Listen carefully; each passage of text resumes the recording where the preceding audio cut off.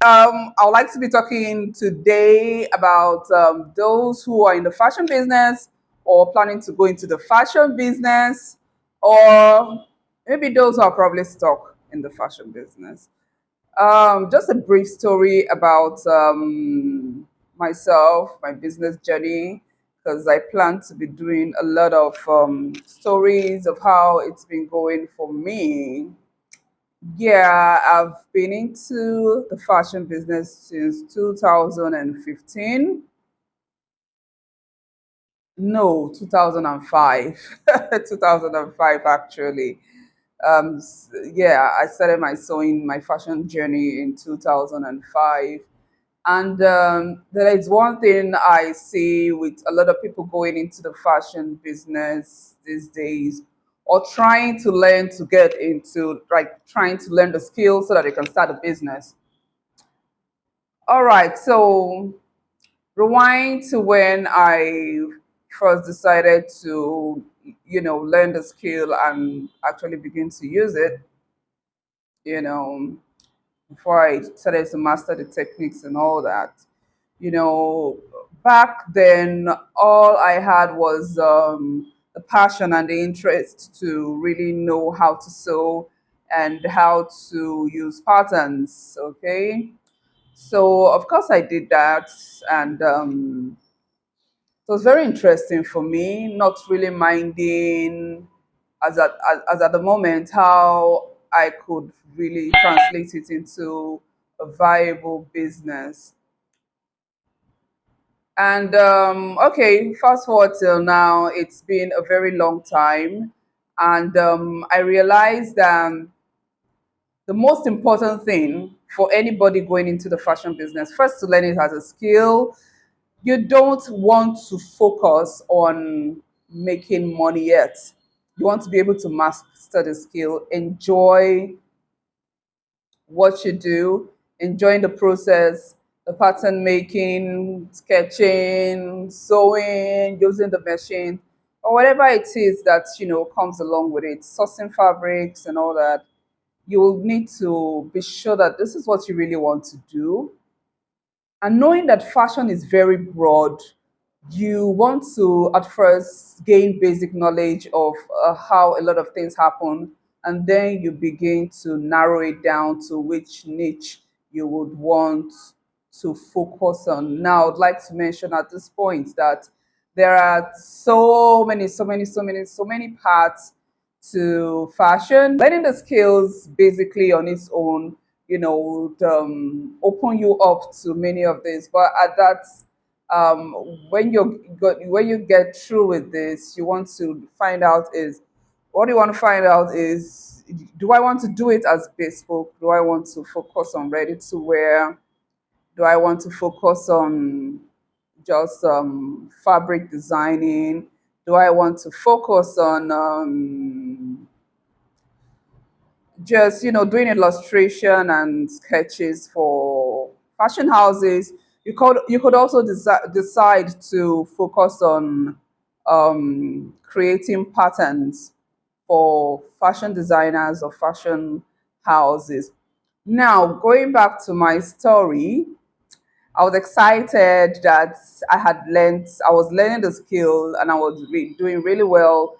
Initially you start making clothes for yourself, making clothes for people around you. But if you're going to focus on this and eventually run it as a business, you want to be able to find something you're comfortable with and you'll be happy making money from, right?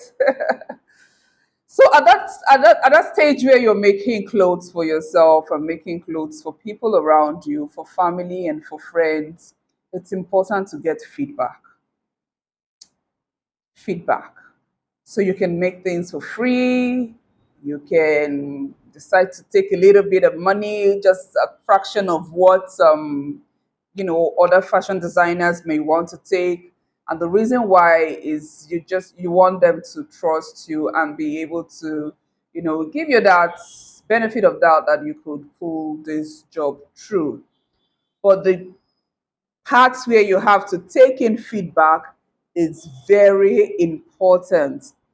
Each outfit you make, just ask, do you like it? What do you like about it? What don't you like about it? Would you have preferred other colors? Because what you want to check is people's preferences, what works for who and what doesn't. And you have to know that at that point where you're still learning the skill, you're also learning a lot about taking measurements and different styles that will work for different customers. You also note that people have different body types. So most pattern techniques are not like a one size fits all thing. You have to be able to develop your patterns to suit your target market, your target audience, the people who you're going to be making clothes for. So you find out that with time, you find out that your customers are going to be people of a particular segment of the market, of the society. You're either working with teenagers, or you're working with young women, or you're working with older women, mature women, or athletes, or students, or something like that. Then you begin to learn what works for each of this group and which group you would rather focus on, because that would go a long way to make life much more easier for you.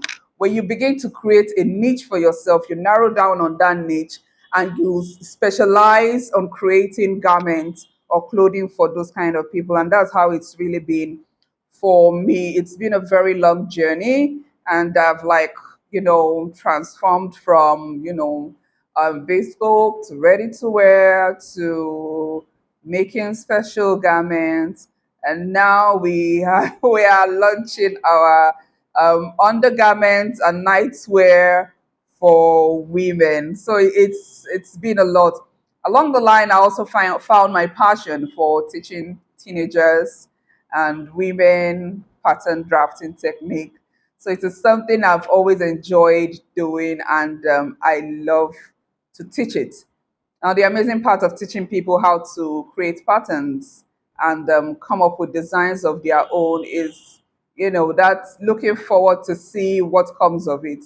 And, you could decide on your own sketch, or maybe you get an inspiration somewhere and you decide to put it out in, you decide to create a pattern for it.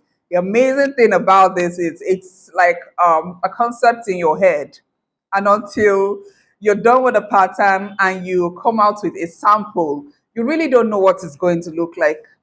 A lot of times we develop patterns and designs like that, and by the time we are done with it, you're like, I'm not going to wear this, and nobody's going to wear this.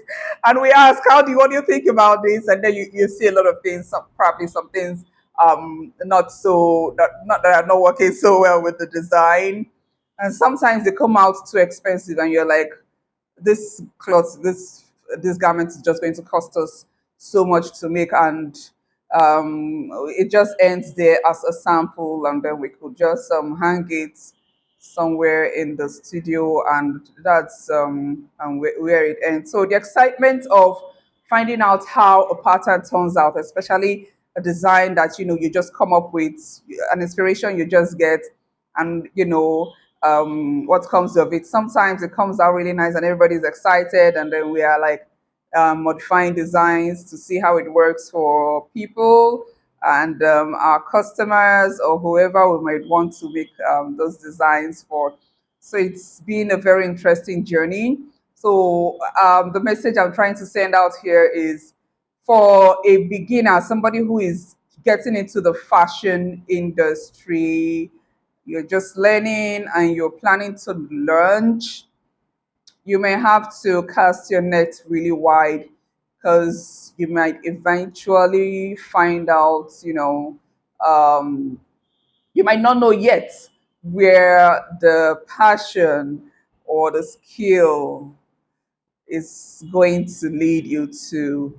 But you might have it at just begin to look at the possibilities, people you may like to work with, where you have your interest in, other areas you're passionate about, because at a point I was asking myself, what do I really want for myself? Because I was running my business in such a way that I had to be there for everything to be done and see all the processes. But at this point now, I that might not be too necessary because I have to leave a lot of things to my team to handle and take care of, even when I am not around. So that brought me to automating a lot of our processes. Of course, with the use of patterns, if you train your staff, your team properly, and they know how this could know how all these using patterns, documentations, and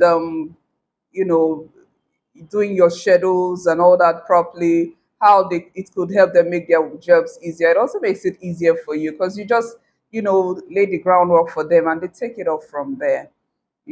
So you would have to find out what you really want for yourself. You don't want a business that's it's tying you down all the time, unless if that is what you really want, if you enjoy being part of every process like it used to be for me. All right, so this is where I am going to sign up for today. And yeah, looking forward to seeing you soon with another topic. Ciao.